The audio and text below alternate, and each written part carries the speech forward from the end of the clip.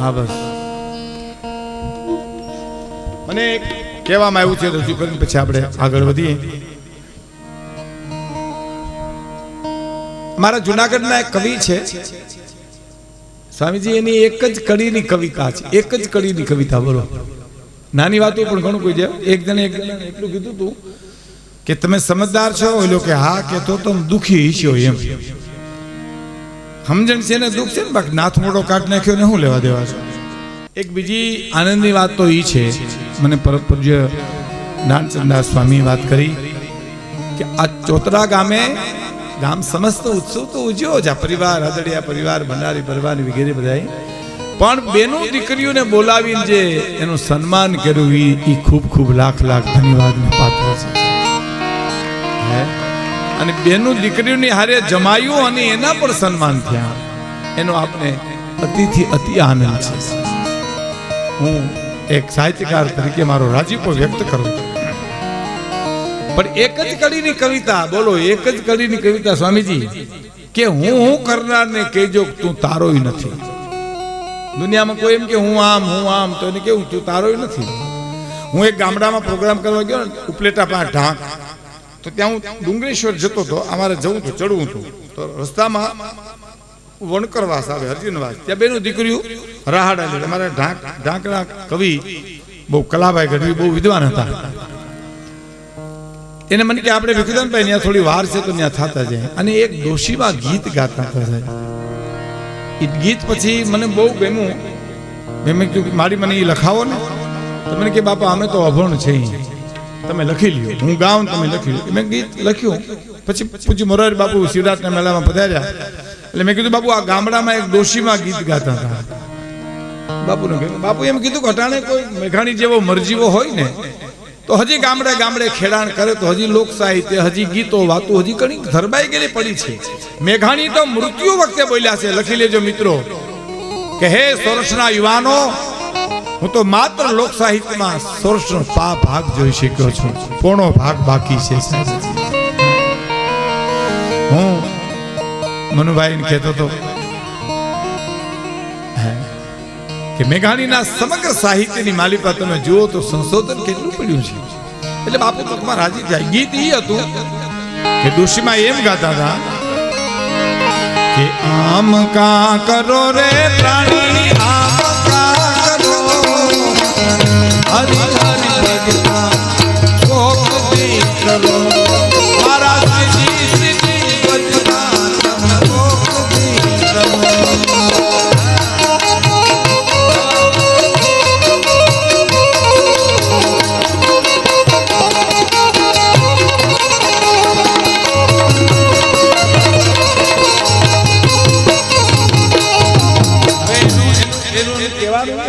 આમ કા કરો પ્રાણી, આમ કા કરો, તમે ઉપાડા હોવ કામ લીધા છે નથી. માણસ ઉધાન થઈ ગયો હોવ.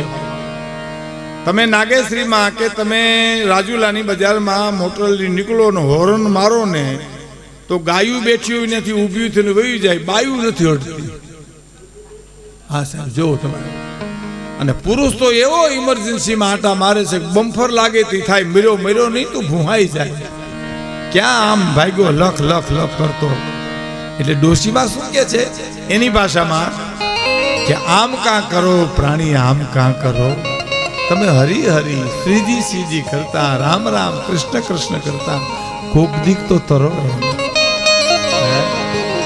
આમ કા કરો રે પ્રાણી, આમ કા કરો, એ હરી હરી ભજતા તમે કોક દીક તરો.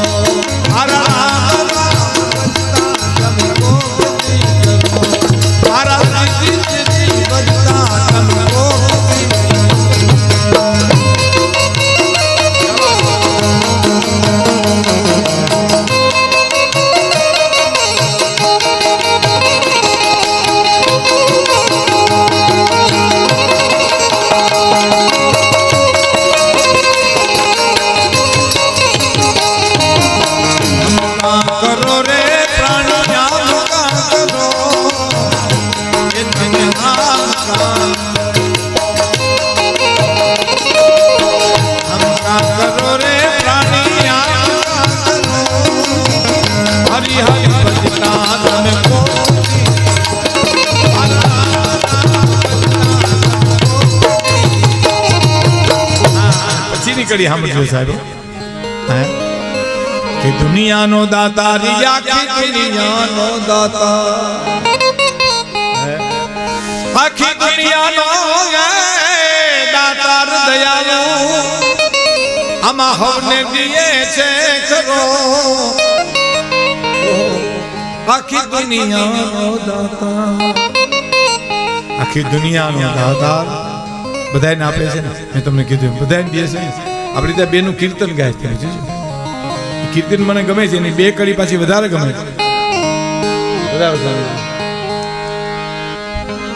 કે હરિ તારા છે હજાર નામ, કિયા નામ લખતી, કે હરિ હજાર તારા નામ, કિયા નામ લખતી, કે હરિ હજાર તારા નામ, કિયા નામ લખવી કંકોત્રી.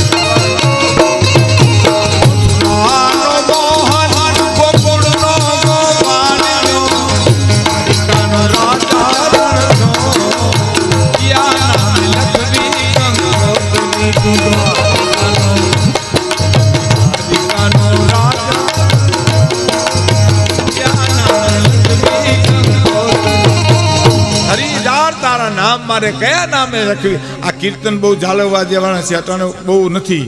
લોકગીતો અહીંયા ગયા, હાલડા તો હાવ નષ્ટ થઈ ગયા. અટાણે જે બેનું હાલડા ગાય છોકરા હુવે છે ને, એ હાલડાથી નથી હોતા. ખોટું સાંભળવું એના કરતા હુઈ જાવ સારું. એમ હુડુડુડું હુઈ જા, તારો બાપ બાકડો આવ્યો, આમાં હું સાંભળવું આમાં? હે કીર્તનો કેવા સાહેબ ખબર? એક કીર્તનની એક બીજી કડી આપણા એક આપણે ત્યાં મને ખબર નહીં, આપણા સ્વામિનારાયણ સંપ્રદાયના એક સંતનું ગાયેલું છે, પણ મને નાનસન સામે કે કોઈ મને આખું લખીને દીધું તો કોઠાર સ્વામી અમારા, કે ચાલો ને સંતો છાયે ગઢ જૂને, એવું લાગે છે ચાલો રે સંતો છાયે ગઢ જૂને. હું તો બેનો દીકરીને કહું છું, ઉગે વાવી દેવાનું, ઉગવાનું ભગવાનના હાથમાં. કે થોડાક હાલડા સાચવવા, થોડાક કીર્તન સાચવવા, ભલે ઇંગ્લિશ મીડિયમમાં ભણીએ પણ ગુજરાતી પૂરતા ગીતો સાચવવા. હા નીકળ્યું હાવ સિરિયલો ન જોયા કરવી. આ બેનો દીકરી બહુ સિરિયલો જોવે, એ મસ્ત હોય સિરિયલમાં કે ઘેરે કોઈ આવે ને પાણી નથી પાતું કોઈ, અને ગાંઠના ટીકા કરે, ઘટાણ ન આવતો હોય તો હું વાંધો. હવે આ ટીવીમાં ઠેકડા મારે ક્યાં તારા માસીનો દીકરો થાય છે? અમે તો તારા માસીના દીકરા છે, અમને ઘૂંટડો પાણી પાન કહું દી કાયમ આવશે. મને હમણાં જુનાગઢમાં એક જણે કીધું તો, મને બનેલી હકીકત, મને કે ભીખુદાનભાઈ હું ઘેરે આવ્યો સાંજે, મારી પત્ની સિરિયલ જોતા હતા, મેં એમ કીધું મને ભૂખ બહુ લાગી, જમવા દો ને, તો કે એડવર્ટાઈઝ આવવા દો. ટીવીમાં એડવર્ટાઈઝ આવે પછી જમવા દો. બોલો, પણ કીર્તન સાંભળવા જેવા. એક બીજી કીર્તનની એક બે કડી કહીને પછી વાત મૂળ કરું. કે રામ રટણ સાંજ સવારે, પીક પછી કોની મારે. શાસ્ત્રોનો સાર છે કીર્તનમાં. શ્રીજીનું રટણ, શ્રીજીનું રટણ સાંજ સવારે, પીક પછી કોની મારે. રટણ હરે કૃષ્ણનું રટણ, રટણ સાંજ સવારે, પછી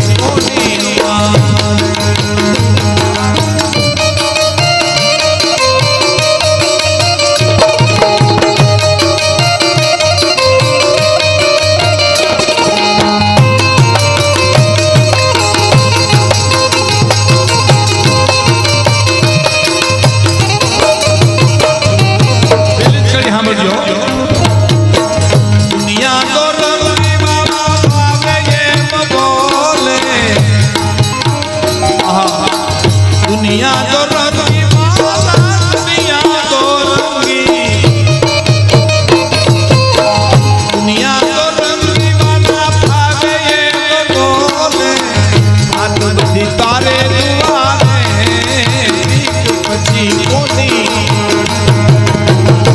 નથી તારે તારે કોની મારે પ્રશાંત સવારે કોની